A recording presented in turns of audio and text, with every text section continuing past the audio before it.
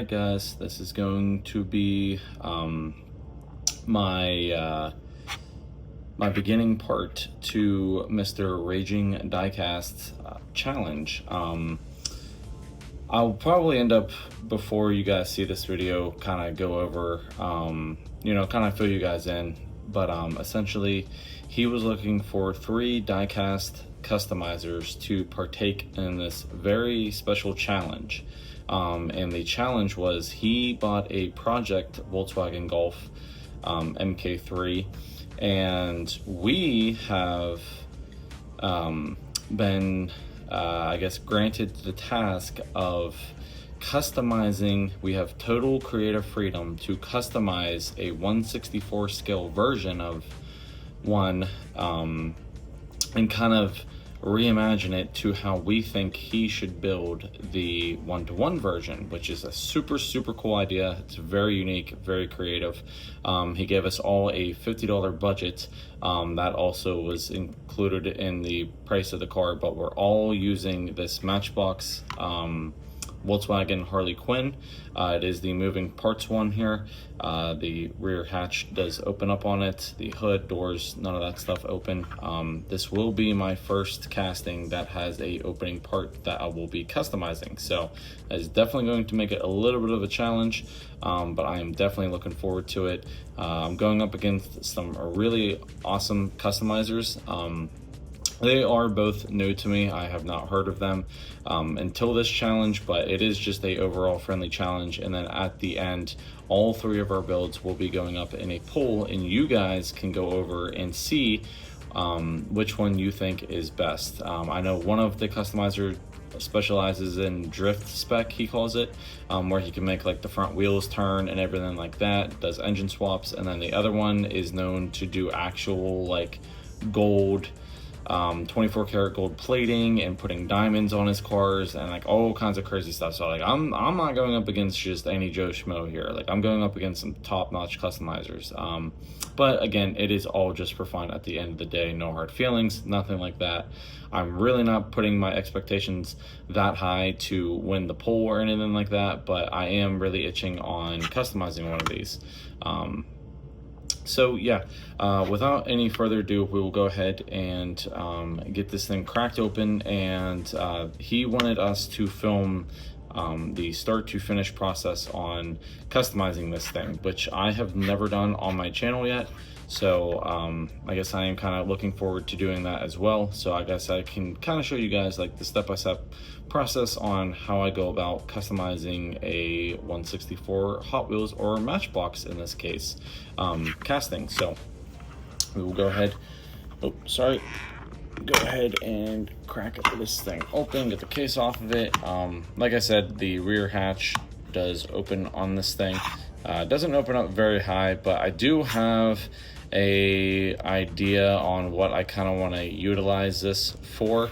In the back here, not a whole lot of trunk space, but I mean, I'm definitely going to take the opportunity and do something cool in there. So yeah, we will go ahead and take it off of the base here. So I will say, bear with me guys. Like I said, I have never really, I guess like back in the day, I did like those M2 model kit things where you put together the car and stuff like that. So I kind of have somewhat of an idea, but this is all relatively new to me, and the camera is not focusing, so that kind of sucks. But it is nice so that I can utilize this base again.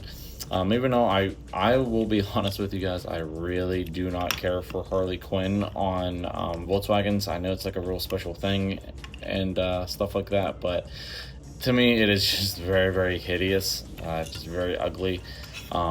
I might see about, I don't know if this is, I'll have to look into it. I don't know if this is like a sticker or vinyl or something. I might just end up like painting this base a different color or something like that, because it is definitely not going to be a Harley Quinn Volkswagen. So go ahead and get that out of the way here, get these screws out. But so yeah, I mean, it is nice. I don't have to drill any more holes in this casting because they already drilled and tapped. Oh, they actually utilized the rivets. I did not know that. That's kind of cool. Huh. Oh, I apologize for this camera, guys. Yeah, that's kind of cool. They drilled and like pre-tap the rivets on this thing, so that's pretty unique. Does have rubber, yeah, it does have rubber tires on it, huh? Might have to save these wheels for something else since it came with it, but actually I don't know though, because I will have to drill this thing apart, so yeah. Anyways, we'll go ahead and get into it here. Film drilling this thing apart. I just use a step bit. I know other people use different things, but I apologize, guys. This thing is just not really wanting to focus very good. I apologize.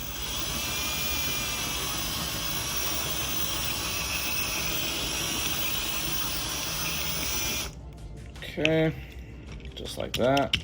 There's one. Go ahead, turn around.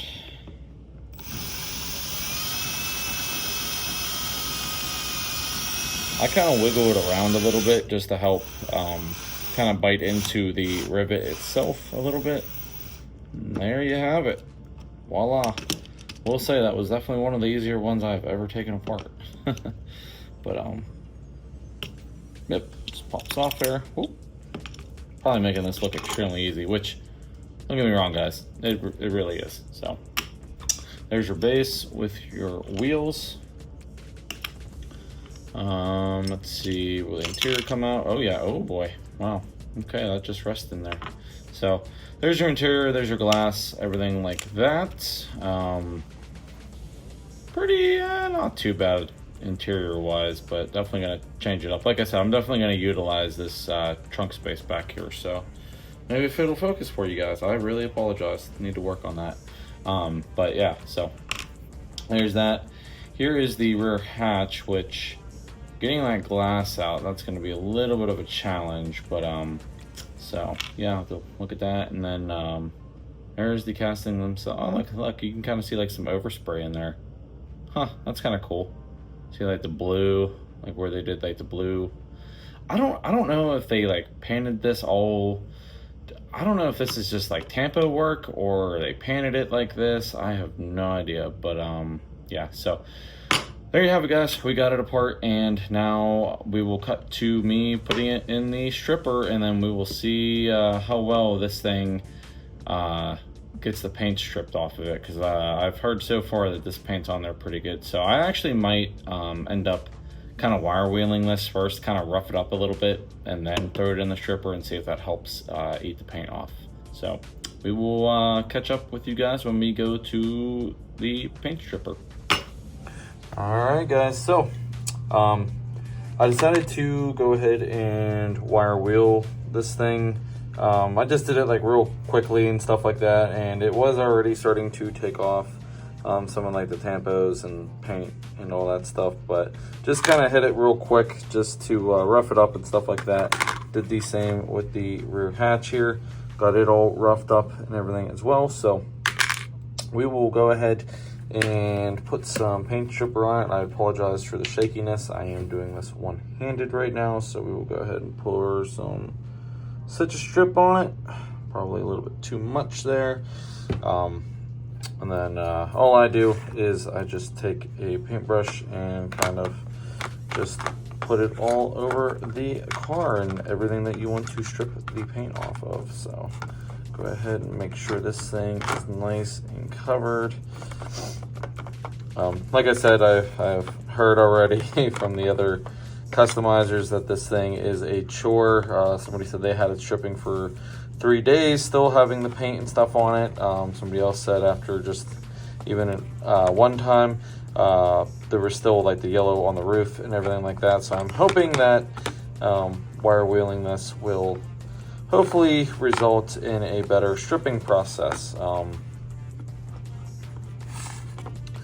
ahead and get some on the inside there. Like I said, I just try to coat the whole thing, give it a nice even coating. Obviously, if you guys are customizers and things like that, then this is not a new process to you. But if you were watching my channel and like you were always curious about how I do it, or you know what my processes or thoughts or whatever are going into something like this, you know, here you go. All right, yeah, I mean, I'm not really too concerned about the inside there, just because, you know, this thing does just ended up getting wire wheeled after, you know, I get all the paint off of it and everything to clean up the casting, and then it gets primered and everything like that. So the inside, it doesn't really matter too much, but yeah, so I'll go ahead and throw a little bit more up on the hood right there. Nice, there we go. Alrighty guys, so we got it pretty much coated there. So again, hopefully wire wheeling this first will hopefully let the paint stripper sink in a little bit more, and I will let this sit for about 12 hours, and we will go ahead after that and give you guys an update. All right, guys, we're back. I do apologize. I think the last thing I told you guys is that I would touch base with you after we got it out of the stripper. Needless to say, this thing, the paint that they use on it is actually just insanely hard to get off. I wire wheeled it first. I believe I said that, but that still really didn't make a difference. So I actually ended up taking it to my work, and we have a bench grinder there with a wire wheel on it, and that's actually what I use to get all the paint off of it. So if you guys are looking into customizing one of these, I would definitely recommend taking it to a wire wheel first, even because yeah, this paint was extremely hard to take off of this thing. Anyways, after that, just pretty much sanded it down, smoothed it out, shot some primer on it, and then I did end up test fitting some wheels on it.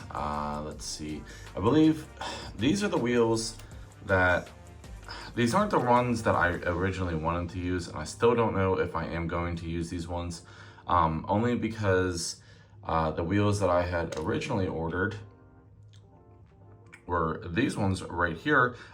These are like a 2-piece metal alloy wheel from On My Ride. They come with really thin tires, and for whatever reason, I don't know if it's just like the casting's off or whatever, but these looked extremely small sitting in the wheel wells. But then my man Anthony actually ended up telling me or suggesting to just swap out the tires, which I have done that before, so I really don't know why I didn't think about that to begin with. But I don't know, I've had this vision of actually ever since I did those Silverados, I was spraying like the green on them, and then like the rest of the truck was white, and I just kind of saw that, and I'm like, that's actually a pretty sweet color combo, the green and the white. It reminds me of either like Marlboro or like Newport, like the cigarette brand. So I don't know, so that's why I decided to do this thing white and green two-tone. As you can see, wrapped it up around and down around the other side there. I did start already kind of laying out my detail work here. I'm doing everything black first, and then I will, because there are no water slide decals for this thing, I will just go ahead and try to do my best on recreating the taillights and the headlights for this thing. I did do the grill and the headlights there. Not the best job. I'm going to clean all that up, so don't worry about it. But I also did down the bumpers there, put the chrome on the mirrors. I'm not sure if I'm going to do the trim yet. I really don't know what I'm going to do as far as like a livery or anything on this, or might just keep it like really simple and clean, because I am going for like a stance look on this thing, hence the wheels. But I think these wheels should work now that I have some beefier tires on them. It should take up the wheel gap, like the wheel well a little bit better. So yeah, so I'm probably gonna end up using these wheels on it. Just let's give you guys like a little bit of a teaser shot there. So kind of just fit it up in there like that. But I think with like the gold, with the white and the green, it's gonna look really good. I mean, these other wheels, they probably wouldn't look that bad either. These chrome ones that I was going to use on it as well, that definitely is a very like kind of Euro kind of style as well. But yeah, really haven't decided on the wheels just yet, but probably going to try to get those gold ones to work. I did get the hatch all painted up as well. That part doesn't matter because you're never going to see it. It's going to be inside because that's the part that pivots, so that's green. And then I did start or I did paint the base gloss black, and then I did start detailing that out as well, because the base was gray, and I did shave the base as well to get it to sit lower because it had those big plastic nubs that stick out on it. So I apologize for not filming more of it. Again, I really don't normally film like a whole process like this, but Raging Diecast requested that we try to film as much of it as possible, so that is what I am going to do. The next step, or the next thing you guys will see, will probably be me finishing up the detail work on this, and then we will decide whether or not we are going to do a livery on it. So I will catch up with you guys then. Alrighty guys, I hope you are ready for the final result. And I will say, I don't quite remember where I left off in the last segment of this little series here, but this car does look a little bit different from probably the last time you saw it, only because I actually ended up having to redo the entire thing. So I will go ahead and put it on the turntable. You guys can check it out and everything, and I'll kind of go over what happened and why I had to redo it. But without any further ado, this is the end result. Definitely turned out pretty freaking epic. I'm really happy with how this turned out overall. But I will go ahead and kind of explain to you why I ended up having to redo the entire thing. It was simply because I airbrushed the white part before on it, and I should have really known better because I've run into this with in the past, but whenever you airbrush white, for whatever reason, it's a lot more prone to yellowing after clear coat than regular spray paint white is. For whatever reason, I'm not sure if it's because it's like a gloss white, so it already has the clear coat on there, so it doesn't yellow as bad. I'm not 100% sure, but needless to say, I had it all together. The roof rack was not on it, but it was all, you know, painted up, all the decals, everything. I put the final coat of clear on it, and it decided to yellow pretty bad on the hood and on the sides. So I got a hold of Raging Diecast, and he told me to just go ahead and strip it and just, you know, kind of prevail and, you know, just move with our best foot forward and try to just get it done in a reasonable amount of time again. I know he was really eager to see, you know, this custom as well as the two other customs. So I did feel bad like holding him up and everything like that, but I did try to knock this out again as quickly as I could. You know, this isn't necessarily the easiest paint job with the masking and stuff like that, but anyways, I completely redid it, and unfortunately I did not have any more decals to put on the hood, which I'm actually kind of glad that I didn't put them on this time, because it just kind of gives it like a much more cleaner stance and like look overall, I think. But same overall paint job with the white and green two-tone. I did have enough Speed Hunter decals to redo the ones on the door and the rear bumper, as you saw, and repainted all the lights and everything like that. Added the other Speed Hunters decal up there on the windshield, slightly off, only because I put it on, you know, prior to me installing the windshield. So little pro tip, you know, put your windshields in first and then put your decals on. It's not terrible, just slightly off, no big deal. But yeah, all the lights, marker lights, mirrors, that's all hand done. Just kind of like winged it on the taillights a little bit. I mean, I was looking up stock ones and stuff, but I didn't really care for it, so I guess they're kind of like an aftermarket style, if you will. Just clean with like red on top and bottom, and then white in the middle. And then this time around though, with the headlights, I decided to do kind of like the angry like eyelids, you know, if that's what you want to call them. So it kind of gives it like a more aggressive look. So I painted like the top of the headlights white, to kind of give it like that mean look. And then I found out that like this is like a pretty popular like conversion or something, or like there's like these covers you can buy to give these style of headlights this look with just two bulbs showing through. So I thought that was pretty cool, so that's why I chose to do them like that. completely blacked out the grill.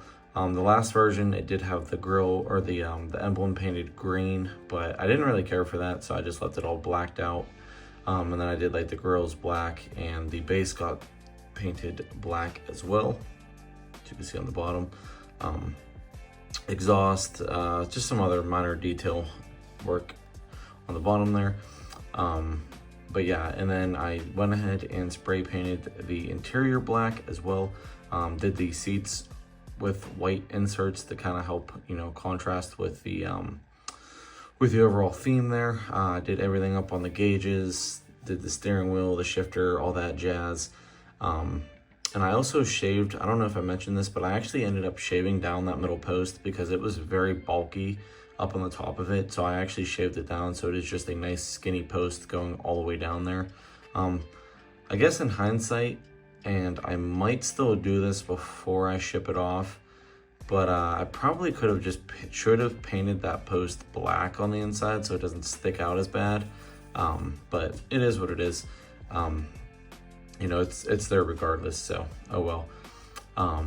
But yeah, and then I also decided to use, these are actually the original wheels that I had planned for this specific car, but then I was worried about the tires being too small. I ended up just swapping out some tires and putting something a little bit more meatier on there, and it actually worked out really good.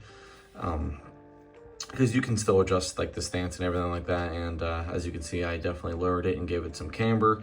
That's just the look I was going for. It's a very like Euro you know, aesthetic and look I went for this thing.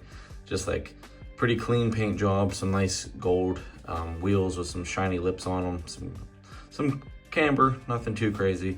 But best part is she is a roller too, so shaved enough on the inside there to make it a full roller. And then the last two touches, I decided to get a roof basket for it. I've never done or put one of these on a car before, but I think it just gives it that much more of like a Euro look.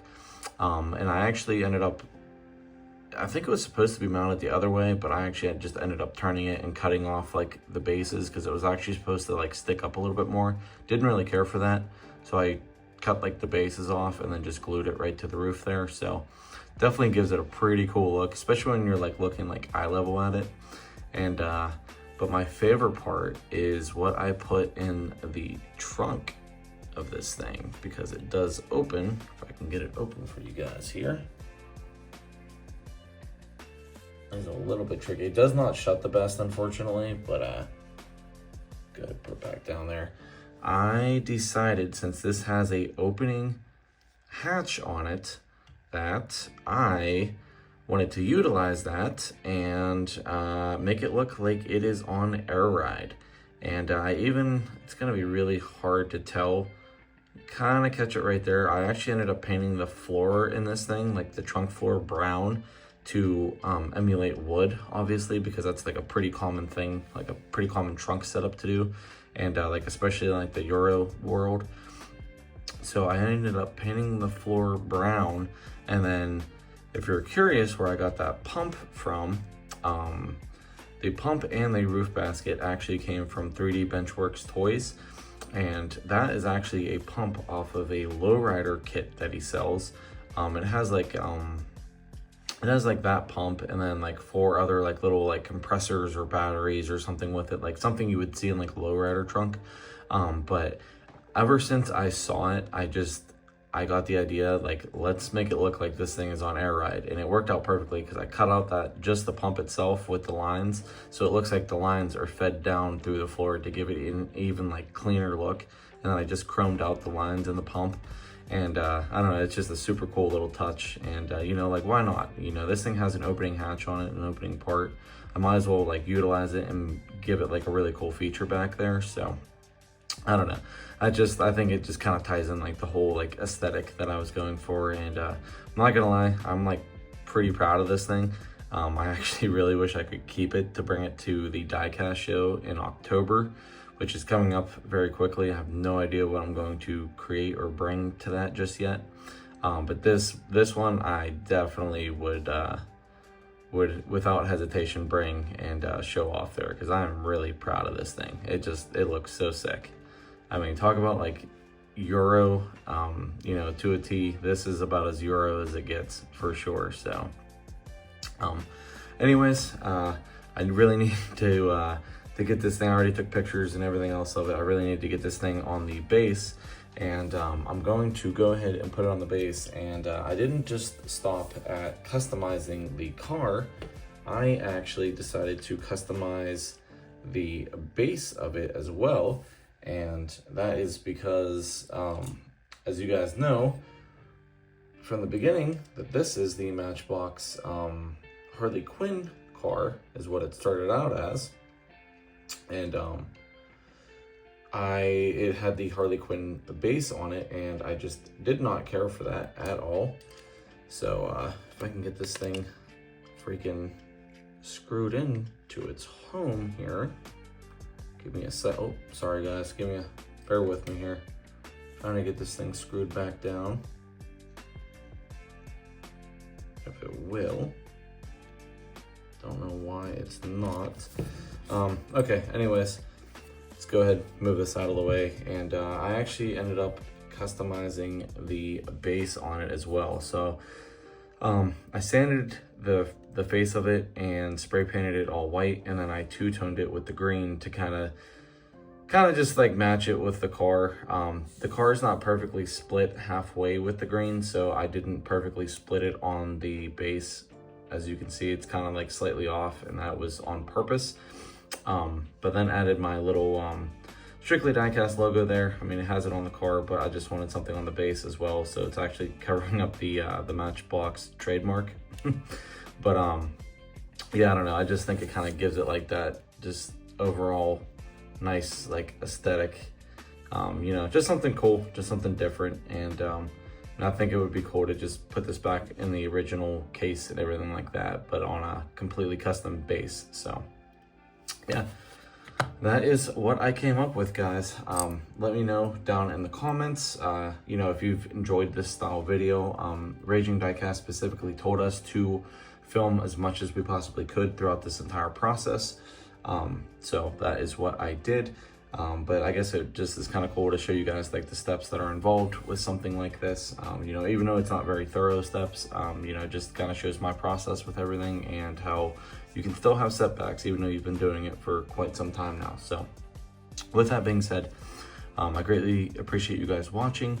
Please hit that thumbs up button if you like the video. If you like this style video, drop me a comment. Let me know what you think about the final result here and about this style of video. If you guys want me to do more of them, I will definitely do that. Or if you want me to go further in detail in some of my steps, let me know that as well. I would love to do that for you guys. And please hit that subscribe button if you haven't already. And I will see you guys in the next episode. Peace.